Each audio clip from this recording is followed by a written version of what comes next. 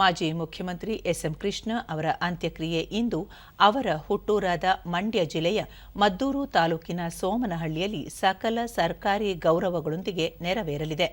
ಸದಾಶಿವನಗರದ ನಿವಾಸದಿಂದ ಗಾಜಿನ ವಾಹನದಲ್ಲಿ ಅವರ ಪಾರ್ಥಿವ ಶರೀರವನ್ನು ಮೆರವಣಿಗೆ ಮೂಲಕ ರಸ್ತೆ ಮಾರ್ಗವಾಗಿ ಸ್ವಗ್ರಾಮಕ್ಕೆ ಕೊಂಡೊಯ್ಯಲಾಯಿತು.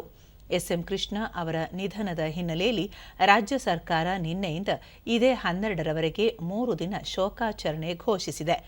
ಶೋಕಾಚರಣೆಯ ಸಂದರ್ಭದಲ್ಲಿ ಯಾವುದೇ ಸಾರ್ವಜನಿಕ ಮನರಂಜನಾ ಕಾರ್ಯಕ್ರಮಗಳು ಇರುವುದಿಲ್ಲ. ರಾಜ್ಯದ ಎಲ್ಲ ಸರ್ಕಾರಿ ಕಟ್ಟಡಗಳ ಮೇಲೆ ರಾಷ್ಟ್ರಧ್ವಜವನ್ನು ಅರ್ಧಮಟ್ಟಕ್ಕೆ ಹಾರಿಸಲಾಗುವುದು ಎಂದು ಆದೇಶದಲ್ಲಿ ತಿಳಿಸಲಾಗಿದೆ. ಇಂದು ರಾಜ್ಯಾದ್ಯಂತ ಸರ್ಕಾರಿ ರಜೆ ಘೋಷಿಸಲಾಗಿದೆ.